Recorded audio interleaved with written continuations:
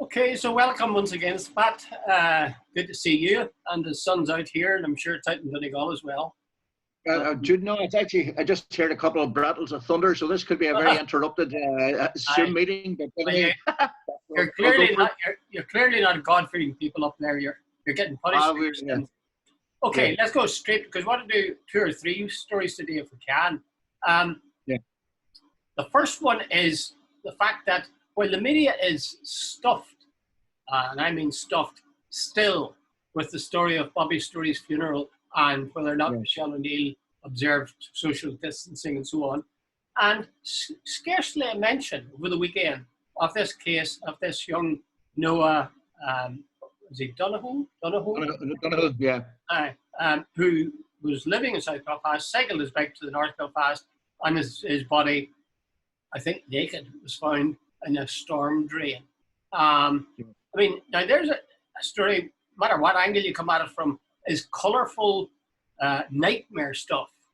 And yet, as far as I know, neither Stephen Nolan nor William Crawley have used that as a subject for the phone. And I wonder why that is. Jude, I don't know about, I genuinely don't know, but that death has struck a chord right across every community. Like, I think it's a parent's worst nightmare. The wee fella just went missing. But like, Jude, you know a hell of a lot more about it than I do. But even from this remove, what seems to have happened there is very, very strange. And I think there might be a lot of people in West Belfast and North Belfast wondering what happened here. There are so many unanswered questions about just exactly what happened, and it's all sort of been brushed under, and which is very strange. A wee fella goes missing, his body's found in a drain, and it's almost like, okay, that's it, case closed. Yeah. Now, where's the explanation of how he ended up there? Well, that's the. Like, I don't know. Yeah, exactly, Pat. That was something that concerned me too. But I'll just give you a wee snippet of information. A guy approached me, a young guy, and asked if he could do a guest blog for me about this very topic, and he did. And I put it up with a few alterations because I didn't want him to be seeing things that would be sort of insensitive. He got 55,000 views inside about 4 days. Yeah. I mean, those are record numbers for my website, my blog site. You would never get anything. So there's a huge interest in it among certainly the nationalist and Republican section of the population. And I think their main difficulty is that they feel that the police have kind of closed down the case and have said there's no foul play suspected, and that's it. And they feel there might be the possibility that there is. Jude, you know, so I don't know enough about it. Here's what I do know. A wee fellow goes missing. He was supposed to be walking naked. He had fallen off and hit his head, and they don't know what's happened. His body's found in a storm drain. No explanation how he got there. No video of him walking through. No confirmation of anyone seeing him walking. Like, Jude, somebody, all that. You know, if that was a program on television, you would say it's simply unbelievable. But yet it's almost like it's shut down. That's it. Case closed. Over. You get 55,000 views on your blog. It suggests a lot of people are deeply concerned. And like, if I had a 15-year-old child, I would be wondering, wait a minute, what is going on here? Now, just because the police and the media have ignored it, the fact that 55,000 people came onto your site to read about it suggests there's a lot of people deeply concerned about it. Yeah, it's a classic case, actually, I think, of the official mainstream media not they covered the story, but not covering it continually or developing it. Whereas the people who are not in control of this mainstream media are very interested in it. And it's also a case of they're really hammering to death this Bobby story, his funeral and whether Michelle O'Neill observed the correct distancing. They really have hammered that. They've been at that for nearly a week now. So I just turned on talk back there about half an hour ago, and it's dominating again today. You know, and it's going to go on tomorrow as well because they're going to talk about it. Absolutely, absolutely. There's a you know, I see that the thing about it is I think it sometimes depends who commits the crime is more important than the crime itself. And let's get this clear.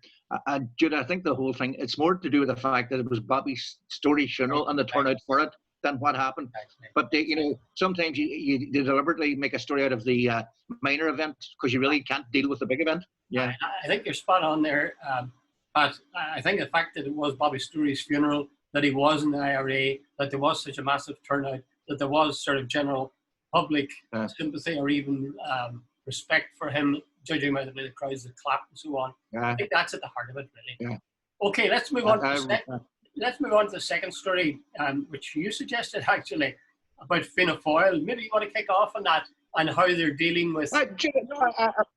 No, so when I looked up the programme for government, it's one of the most bland documents. You'd fall asleep reading page 1.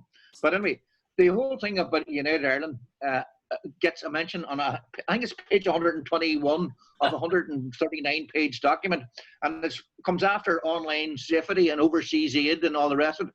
So that's how far down the whole thing of Irish unity has moved with a party like Fianna Fáil. I thought that, they call themselves, if you look up their logo, Fianna Fáil, they're a Republican Party.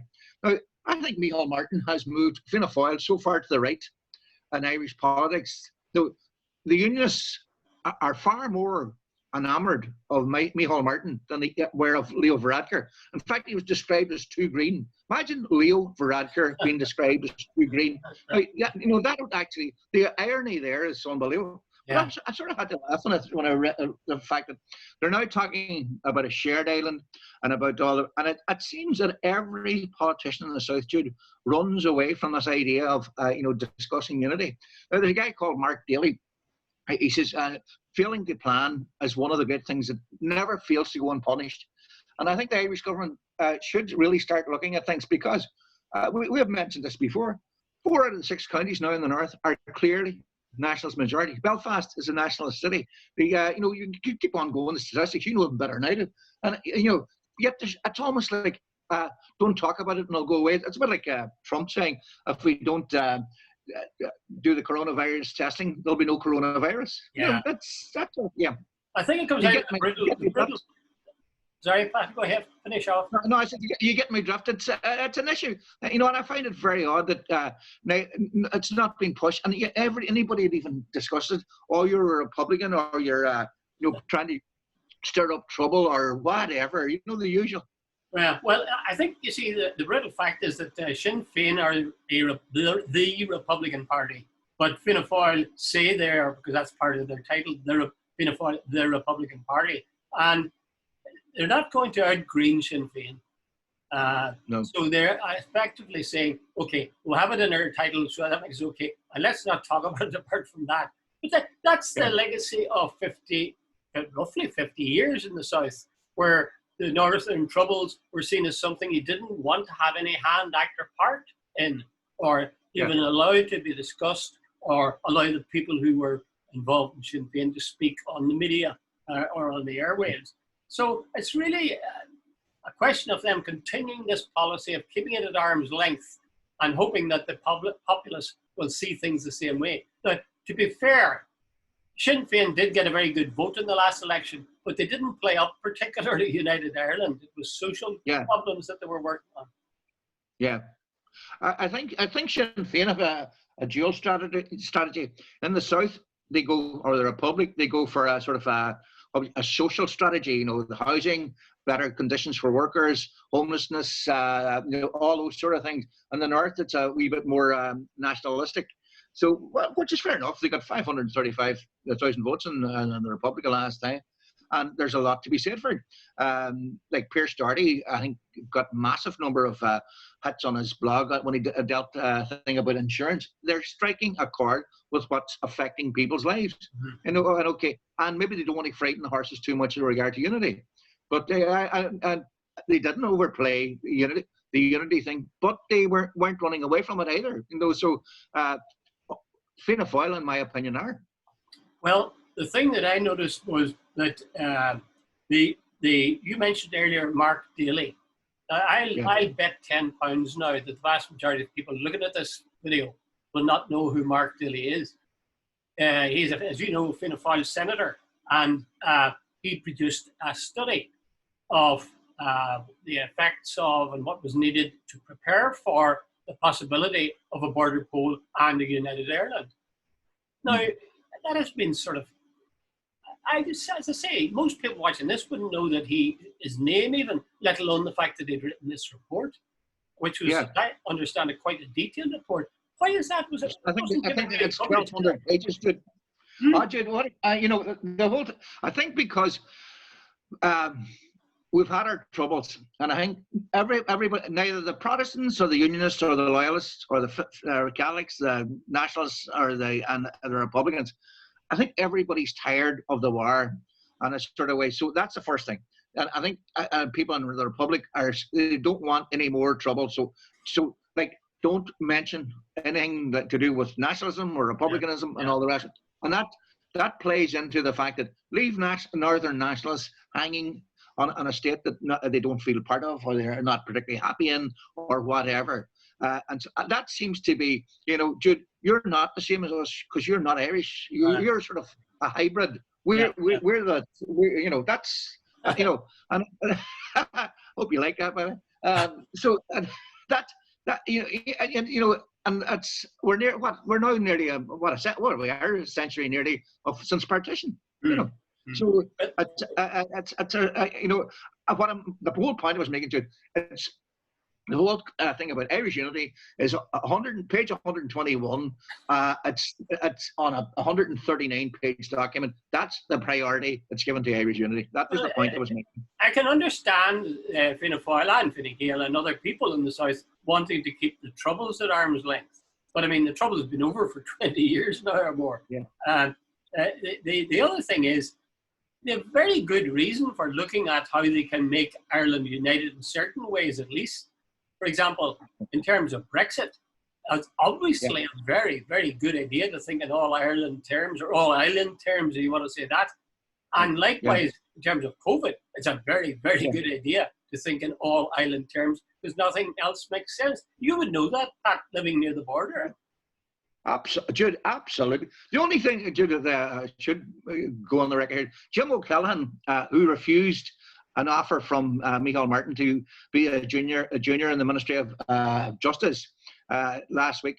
He is the first guy and Fianna Fáil has come out, and he said he is actually going to start planning for making Fianna Fáil a more centrist left party, where he says the young people in Ireland are not orange and green, but he says the whole thing about unity makes total sense, and he claims COVID-19 proved that.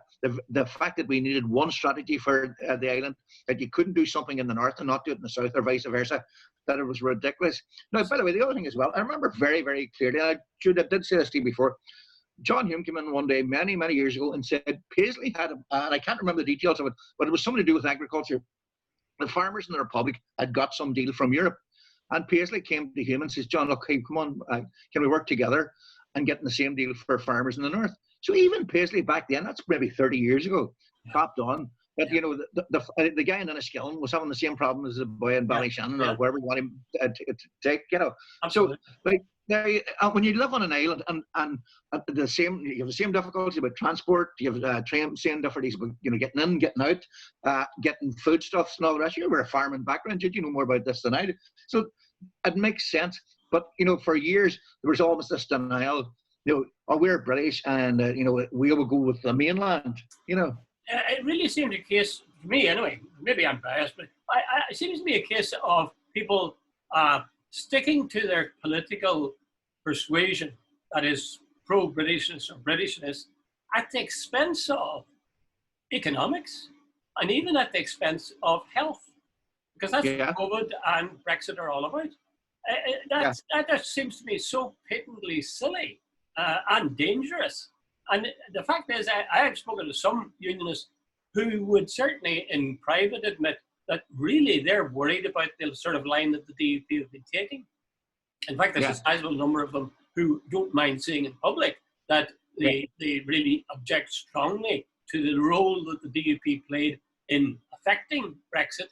And I guess there'd be some, I haven't spoken to them about this, but I guess there'd be some who would be pretty cheesed off too about the degree of cooperation there's been for managing the COVID crisis. I mean, they're talking now about relaxing lockdown, if they don't have emergence from lockdown totally synchronized between north and south, it's not going to be worth the paper it's written on. Yeah, absolutely. Jude, if somebody in Lifford is still in lockdown, and over in Strabane they sort of get everybody loose and all the rest, and I can go over and back, Jude, quite literally, Strabane is 1 mile from Lifford. So that's the reality of the border on Ireland today. So if you have one rule, 1 mile up the road, and it's, as you say, it's much worse actually than not being worth the paper it's written on. It's complete farce. It's a dangerous sort of farce. Okay, well, we'll zip on to the third of the items we had. Both those we really should be spending more time at, but this is one that intrigues me, and again, I think you're interested in it. They're showing a football, soccer that is, Premier League soccer on television with no crowds there. And actually, if you look, there's one channel will be playing it with background noises. They've sort of manufactured and set in. Oh dear, I'm just sorry, Pat. I'm just stopping now because it just says you've been signed out because your account has been signed in from another device. Well, we'll keep going on and hope that this works. Anyway, there's two channels and they're both showing the same game. And on one, they've got this manufactured crowd sound, buzzing in the background all the time, and sometimes rising it to a crescendo at suitable moments. And on the other one, they have the exact same match, but they're just guys playing, and all you hear is this kind of echoing sound and shouts of the players and the management. I much prefer the second of those two. Much prefer it. That's what's happening. I'm not sort of disagree with you. God, I listened to it one night with the sound down, and it was like watching Letterkenny Rovers playing, 40 years ago. When there used to be two men and a dog down watching. Jude, I can't get into it at all. The other night, Liverpool were playing, and it was totally soulless. You need a crowd, you need an atmosphere. You need people to be roaring and shouting, and the emotion and to watch the game. And all you hear is the players shouting to each other. No, Jude, it doesn't do anything for me. I agree with you. It'd be great if you had the crowd, and crowd does provide an atmosphere, whether it's Croke Park or whether it's Liverpool or wherever. But the fact of the matter is there isn't one. And when we were kids and played football, or even watched the game, we didn't come home and start complaining about there wasn't a big enough crowd or there was no atmosphere. What we did talking about, what was Johnny any bloody good, or why did Mickey miss that goal? The game itself is the essence of it. I watched Liverpool too, and I like Liverpool the way they play, and Man City. I watched both those games yesterday. They weren't as good as if you had a massive crowd, but they were okay. They were okay. Actually, the Man City Southampton game last night, that was actually a very good game towards the end, because Manchester City just kept attacking and Southampton kept defending it. And it was a good game. But hey, Jude, some of the matches, 10 minutes into them, I found myself nearly falling. And I'm not nearly, and one match I actually did. So I turned it over because I thought it was so, it was like, watching paint dry, that might be it goes to play to me. That's a football maybe, rather than the crowd. Even there was an enthusiastic crowd. But it goes to prove to me, Jude, without people, without opinions, without a row, without emotion, sport can be actually quite boring. They sit and watch some of the games. Japers, Jude, some of them were atrocious. Now, okay, maybe this is the new norm, but I don't. Hey, Jude, I'd love to. By the way, the bigger issue is what's going to happen in September. Are they going to allow 50,000 into Anfield and 50,000 into Old Trafford? And what's going to happen? And I presume the clubs who are playing, like there's one guy in Manchester United on 350,000 a week. If you're getting no revenue, can you keep on paying people that sort of money? It's going to be impossible. That's the thing. It'll be a test, because this part of the football season is sort of squeezed, compressed. They're trying to rattle through matches really quickly. And as a result, you've got 2 or 3 games every single day virtually. And the more games you have, the more critical you become of the games, or more selective. It's like having 100 channels and you can never set one of them. So they're trying to get through that. But you're right. The real test will come when they get to September or next season, and if they're still without the crowds, that's going to be a real problem, I think.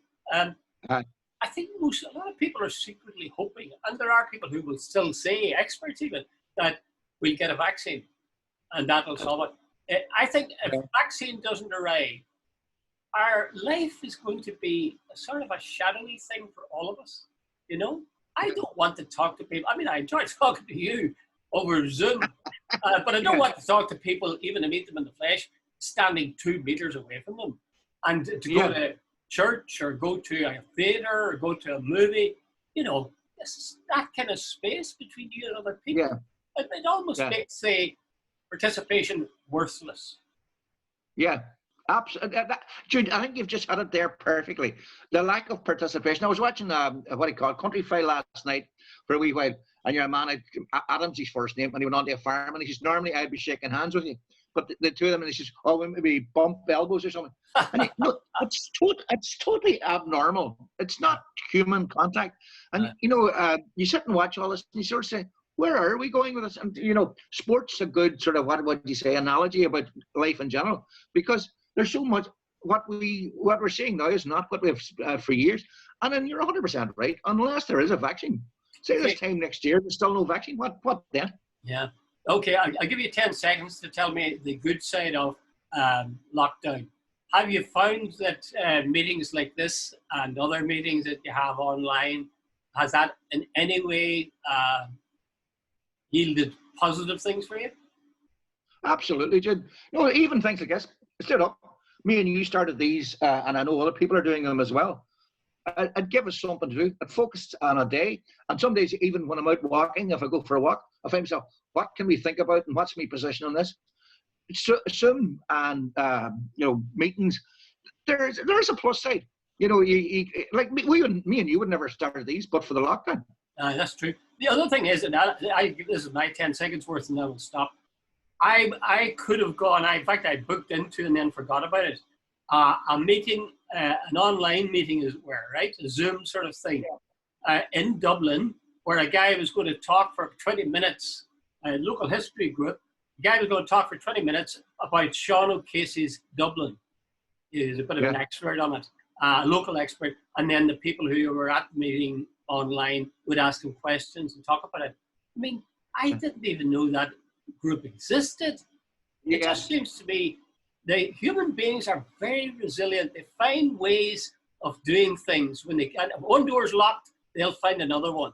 Yeah, absolutely. So the whole thing, I'll just leave you this. Somebody said to me years ago, you know, about smuggling. Every time the customs came up with a solution, somebody else found a way around it. You know, this was a border county. So, you know, you did a book on smuggling, you know it as well. Okay, Pat, thanks very much. All the best. Good luck.